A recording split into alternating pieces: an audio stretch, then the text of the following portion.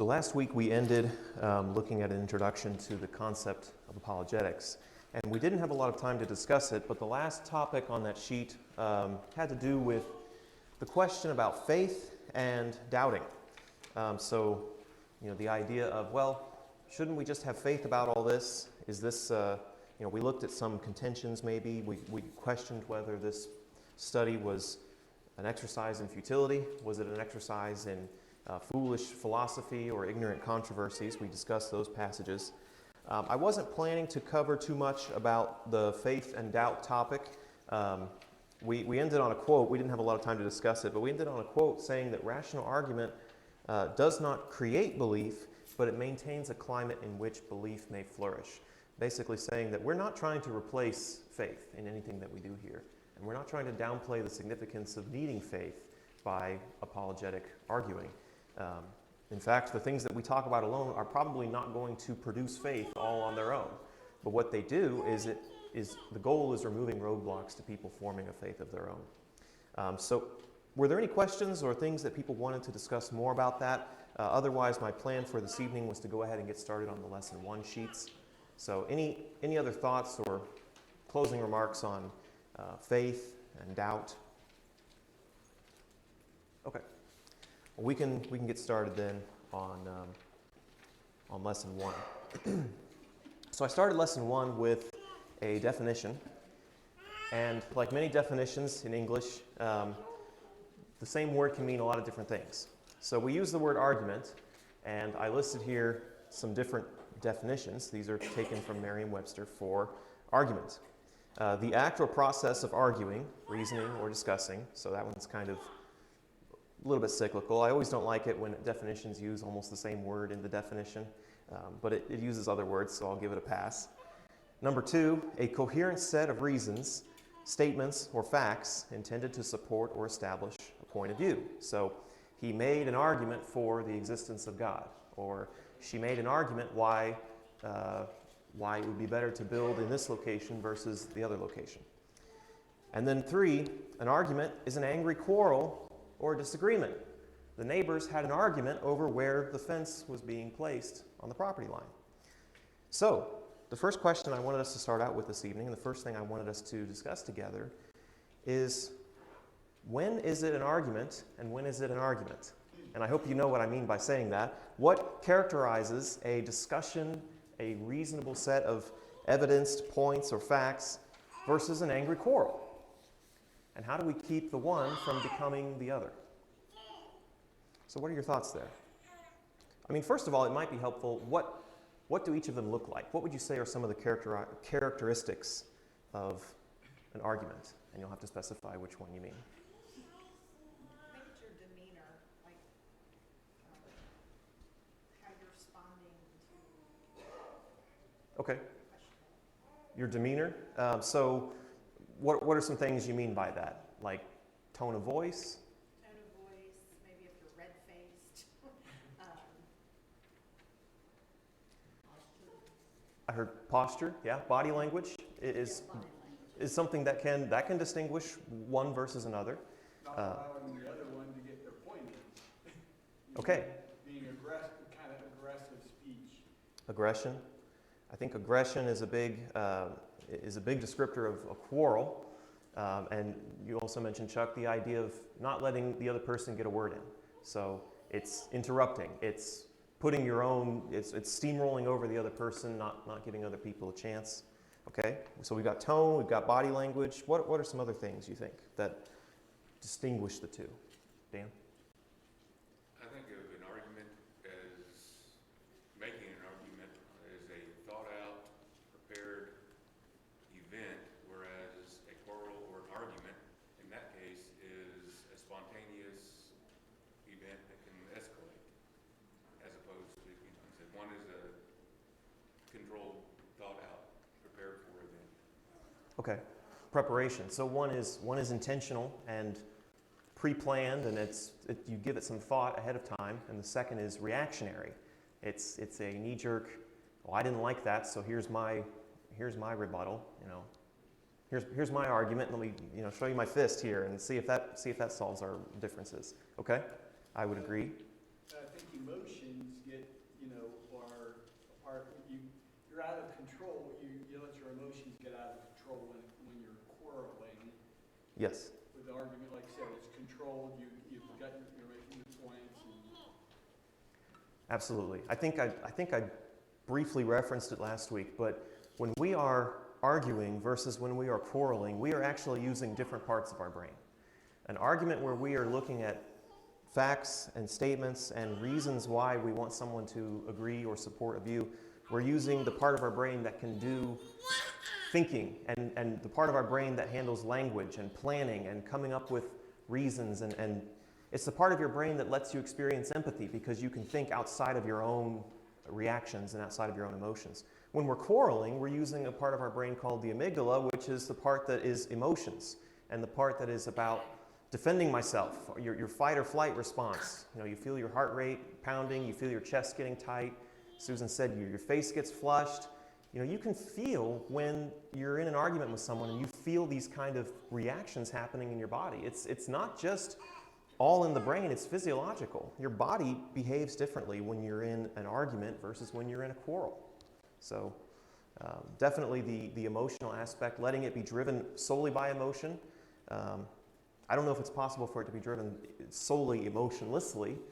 Most of the time we don't really gravitate to someone who is completely devoid of emotion when they're trying to persuade you. But that's a big one as well. Jim? Can we say that some arguments are good and some are bad? Well, what do you mean by that? You know, some of them are friendly, or you make an argument that stick with the truth or with a good attitude, and you can make it with bad. Okay. So intent. You know, Someone said years ago, I heard there in Africa, that they'd come up a road and two cars would meet at a one-lane bridge. They'd get there and argue over that, said for hours. Said finally one of them back off and they'd go on then. They said, that's Okay. a bad argument. Right. It's all about motive, right? It's all about, am I trying to approach this with the intent that I'm going to respect the other person, I'm going to let the other person say their piece, I'm going to listen when they speak. Hopefully they'll listen when I speak. If either side is not really interested in that, it's unlikely you're going to have much of a profitable experience on your hands. So I would agree there. Okay, so we talked about characteristics. How do you keep one from devolving into the other? What do you do when you're trying to reason with someone to keep it from becoming a fight? Try not to get angry. Okay, try not to get angry. Would you say there that, because it's tough, right? It's tough to just stop our emotions from happening. So what would you say there about trying to keep yourself from getting angry? I think just remember that, which I've had a good friend tell me this multiple times, like, don't think of it as trying to win an argument, but think of it as, you know, you're trying to win a soul. And so I think if you think of it like that, it's a little bit, you know, what's more important, being right or trying to convince somebody of the truth and winning a soul instead. Okay. Keeping our empathy, keeping our ability to see the other person and see their emotions, see what they're feeling. I would say that's good.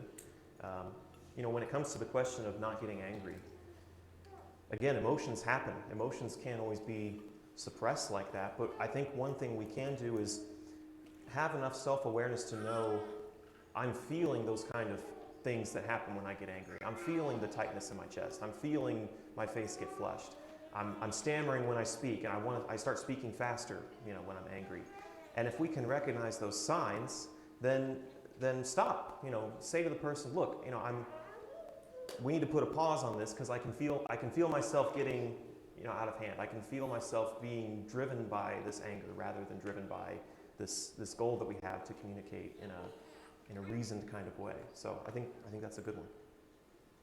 Other tips, Grace? You can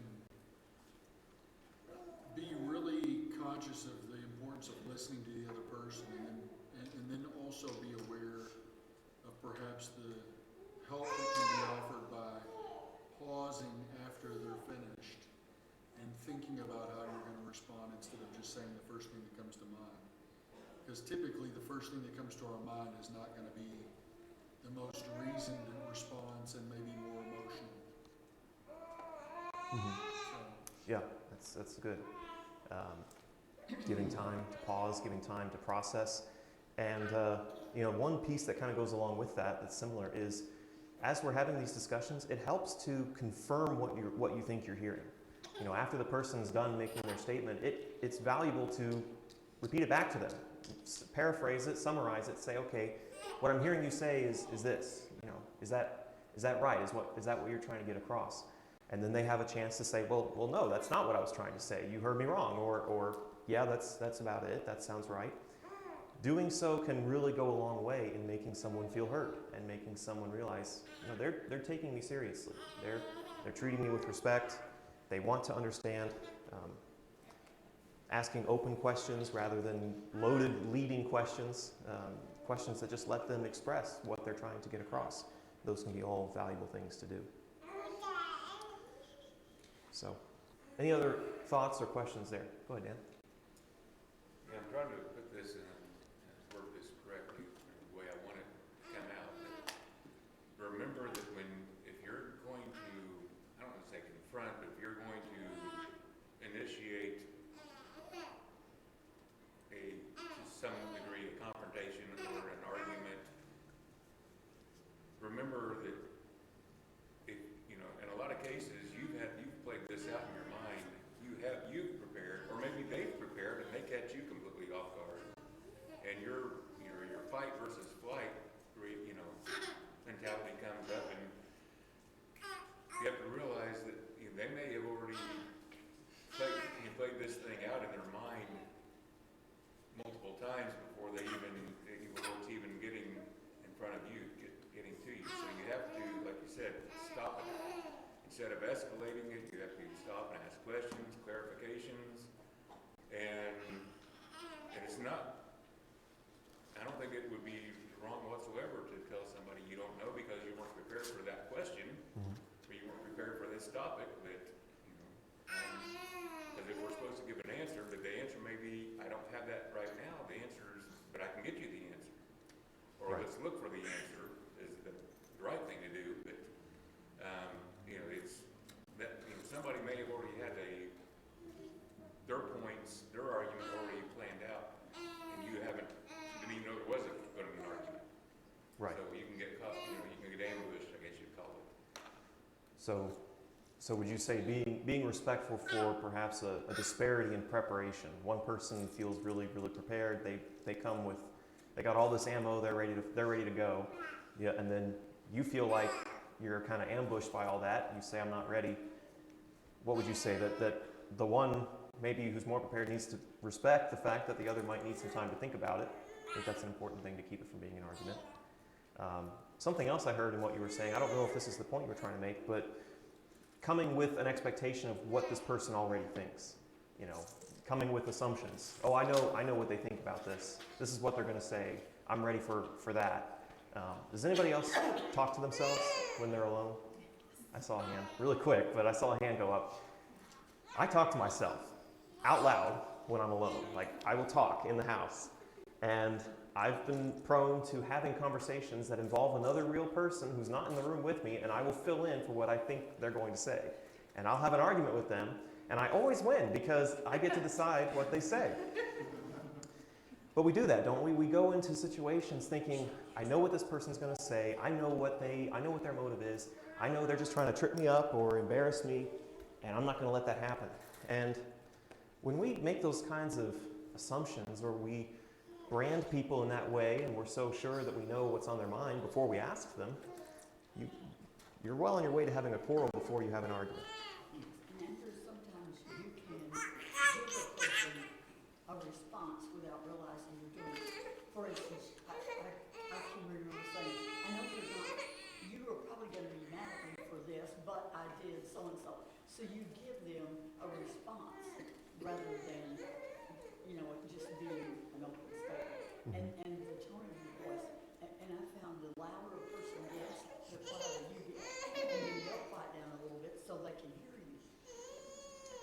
Right. So, not coming with assumptions, not trying to put words in their mouth. That's so frustrating, isn't it? When Don't give them a ready answer. Well, yeah, I think not giving them an answer, or just let them say it. Let that be their position and not create it for them. I agree. So thanks for that comment. Did I see a hand? Oh, yeah, Taylor. I think you have to, before any of this, you have to have a common goal in mind. So if they're at step 0 versus step 10, if you are on 2 totally different pages, it's going to turn into your second argument before. Absolutely. Setting a common goal is absolutely necessary. Saying, look, this is how we want to do this. This is, we're both interested in what do we believe. We're both interested in finding the truth here. So if you can lay that out, and I mean, it's not corny to say it. Like, say it with the person. This is what we're setting out to do here. Would you agree? What do you hope to accomplish by doing this? Setting that groundwork is absolutely crucial. I think you're right. Okay, we're going to take a pause for a moment on the sheets because, and I apologize for this, I wrote these sheets out and then afterward I looked at them and was like, oh, there's so much stuff that I didn't put on here and things that would make sense to talk about before we talk about other things. So we're going to talk about the elements of an argument in a minute, but for now, I want to talk about how do you be persuasive, because I think with that information first, it helps set the context a little bit better for elements of an argument. So I'm going to plug in here. And hopefully this doesn't cause too much delay. Where's my remote? There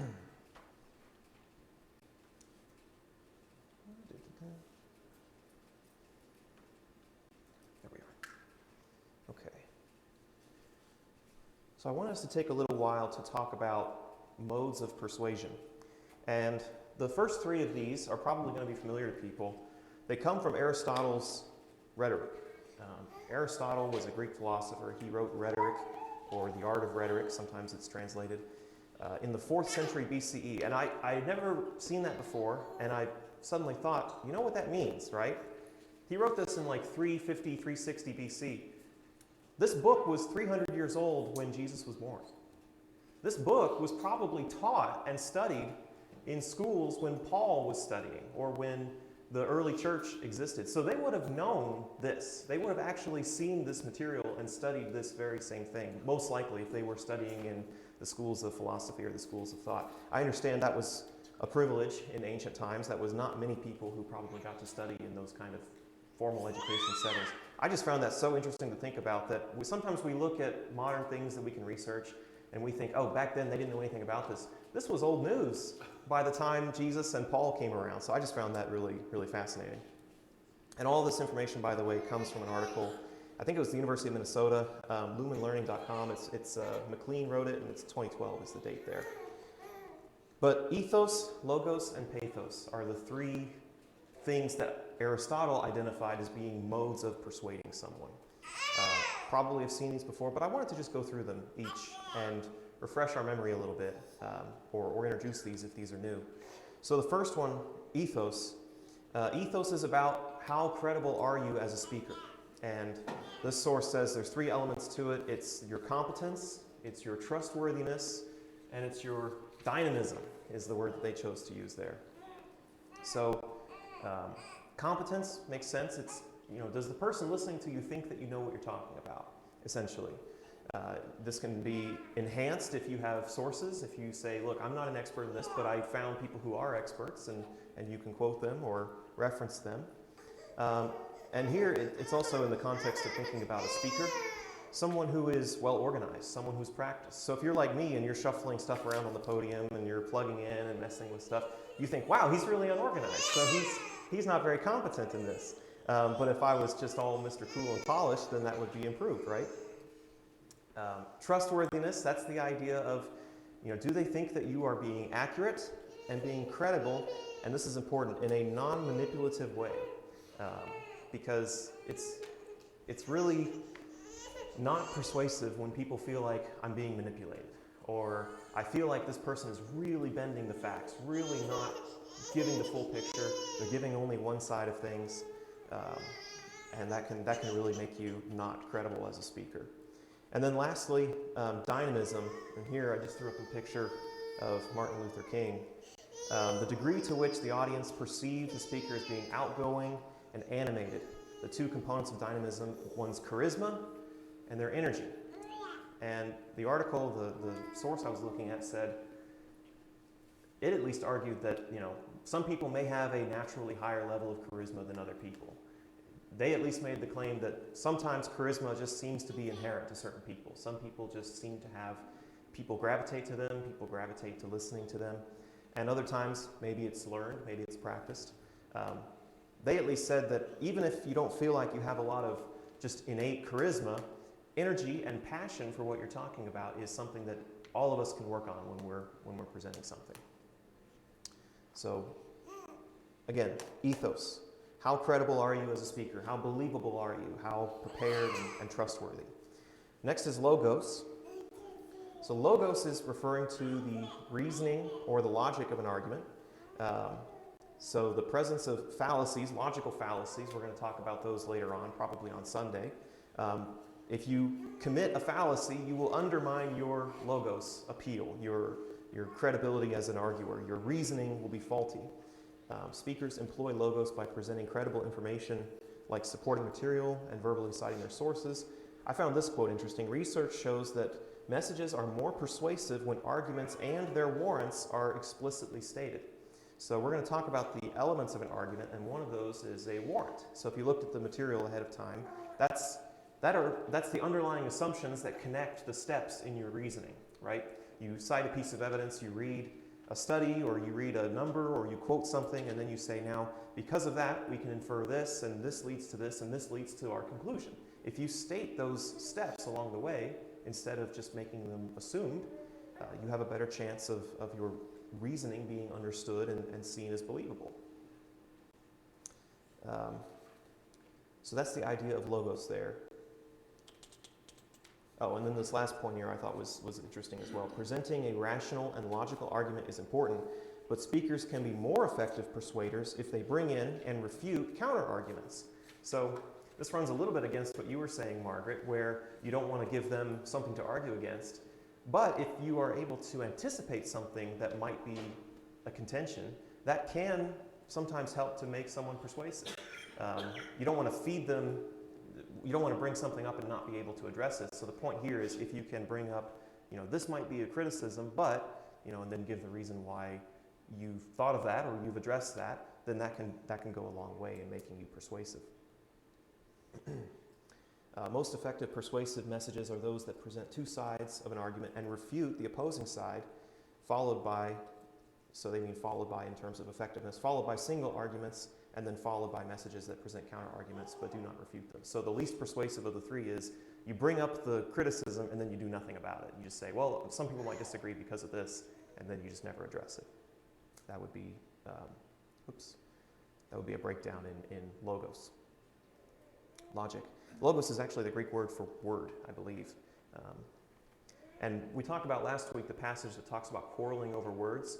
The Greek there is literally a word fight.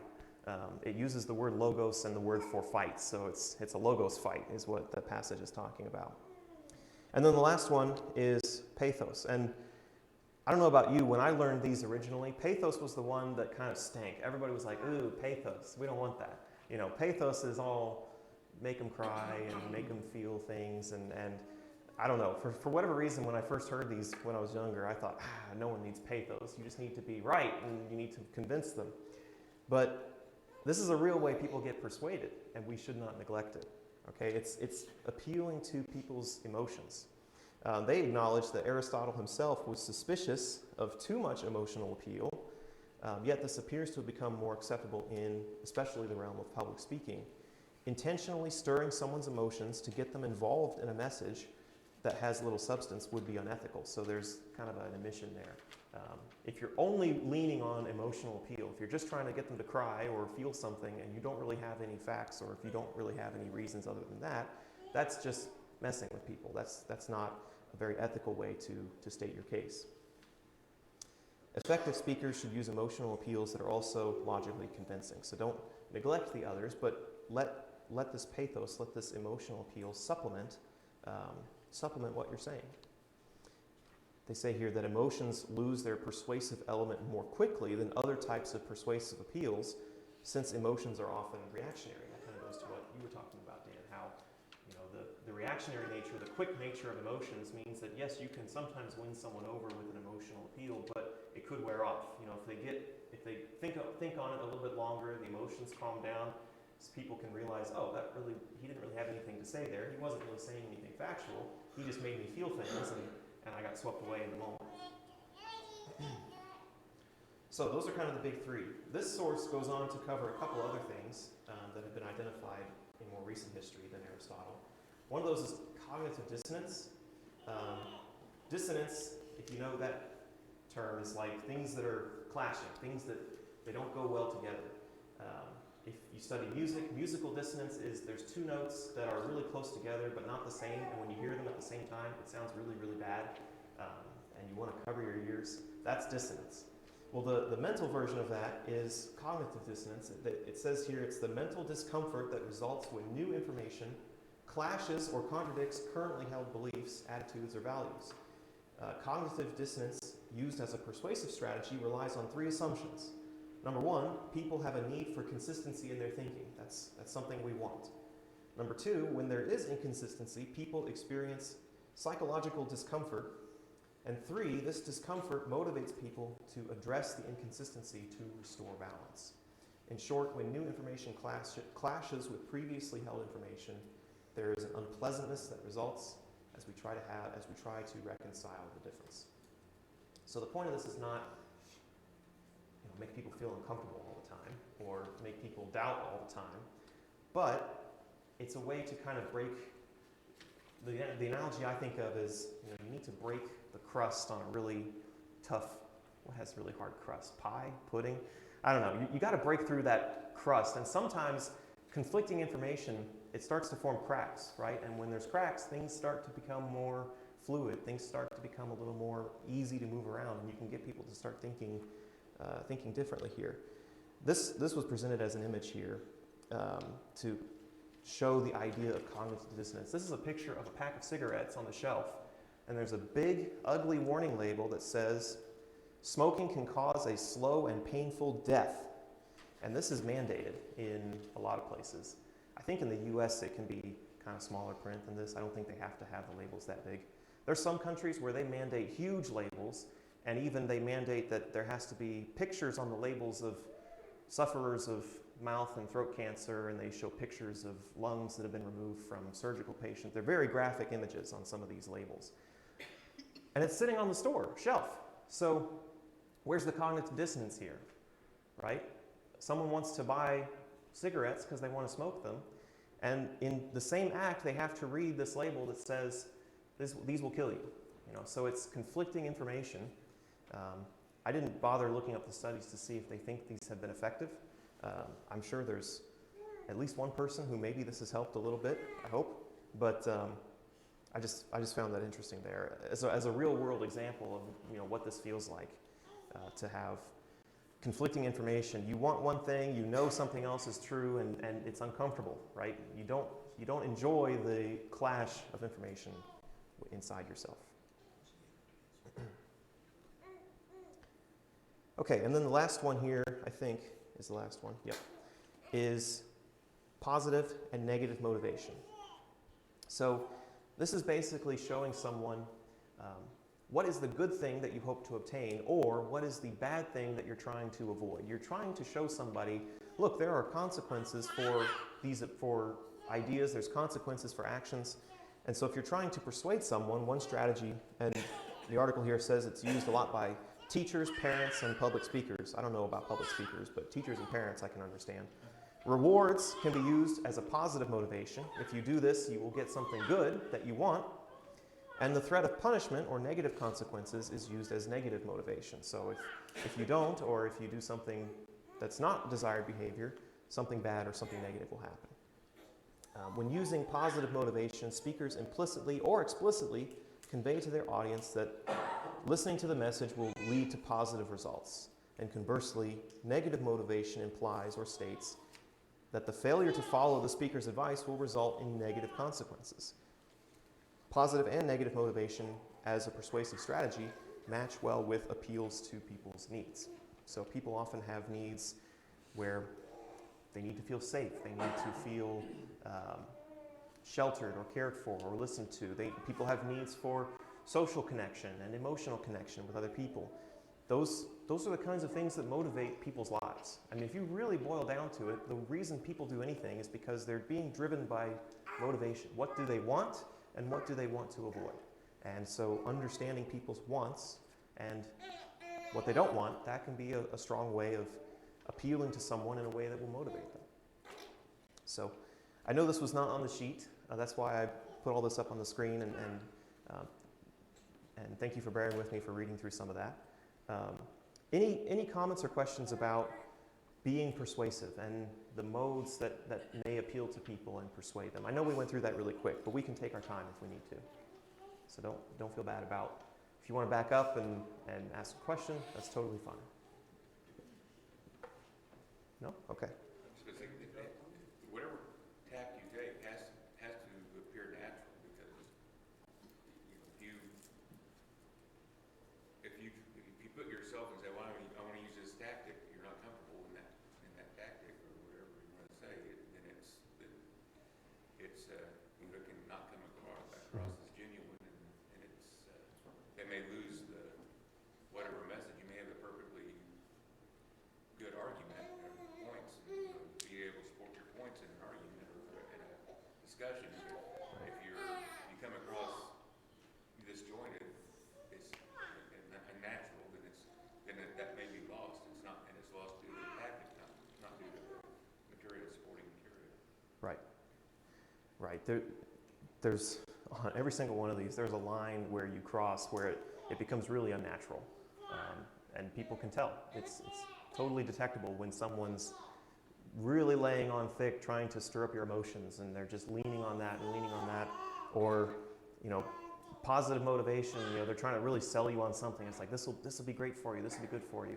We were on vacation one time, and we walked out. It was like outside of Walmart. This guy's trying to convince us, come to this thing, and we'll talk to you for an hour, and you'll get a free gift at the end of it. And it was all about vacation packages and stuff. And I gave this guy way too much of my time. Like, I stood there for maybe like 5 minutes outside this Walmart. We were just getting some groceries, and it's like, I didn't want to talk. I didn't want to hear all this. But he was so, this is going to be great for you. This is going to be good. I'm offering you something great. It's free.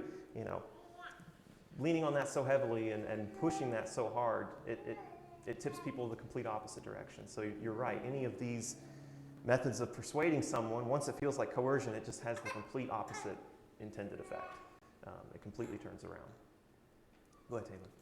When you say persuade, and that you made me think of a biblical example of King Agrippa in Acts 26. So just a couple of points, just looking at it really quick, that I think are key to point out from what Paul discussed was in verse 3 of Acts 26, he pointed out, I pray that you hear me patiently, so more of a respectful. And then in verse 25, he says, most noble Festus, so again, respectful, recognizing their status and authority, where you reference ethos.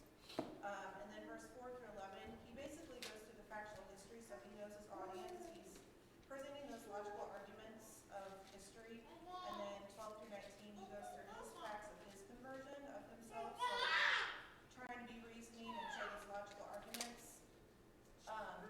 And then really verse 26, 28, he addresses him directly, so he tries to appeal to those emotions. So I think that's a really good biblical example of, obviously, verse 28, you almost persuade me, but that's immediately where I think of persuade, how Paul went through the reasonable argument. And I mean, it's overall good when you look at all of verse 1 through verse 28. And then on the flip side of that, the other one I thought of was Stephen in Acts 7.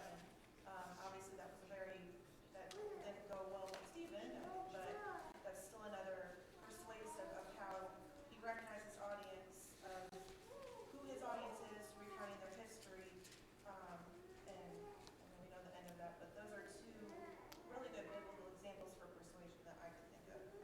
Yeah.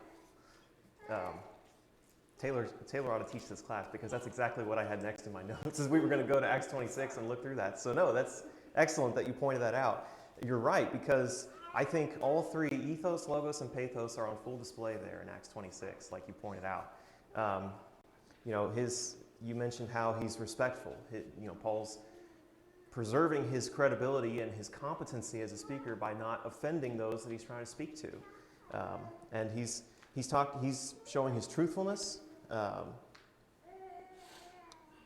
And then you're right. His history and laying out all the reasons for his actions shows logos. It shows his reasoning. It shows the things that really happened to him, his lived experiences. I didn't mention this, but your own experience can be a form of evidence. That can be a form of backing for an argument that you make, something that you've done, or this has happened to you.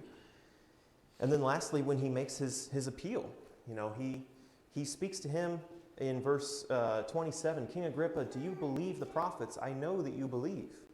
And then Agrippa says to Paul, in such a short time, would you persuade me to be a Christian? And Paul says, whether short or long, I would to God that not only you, but all those who hear me this day might become such as I am, except for these chains. So there, Paul, I think, is showing a really sympathetic side to his argument. He's showing a concern and a care for Agrippa and anyone else who's listening when he says, I want everyone to be like I am. I want everyone to be a Christian like I am because of, and you could say maybe he's also appealing to a positive motivation here, that there's benefit in being a Christian apart from these chains that I'm wearing right now. So I think those are excellent examples. Let's do this for a little while then. What are some other examples from Scripture or times in Scripture you can think of where somebody employs ethos, logos, or pathos? We'll just stick to those three because those are kind of the core foundational ones.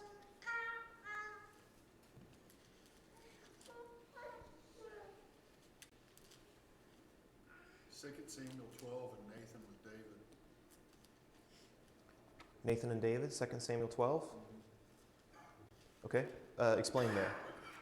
In 2 Samuel 12, David's committed adultery with Bathsheba and then has subsequently tried to deceive Uriah. When he failed, he had him killed.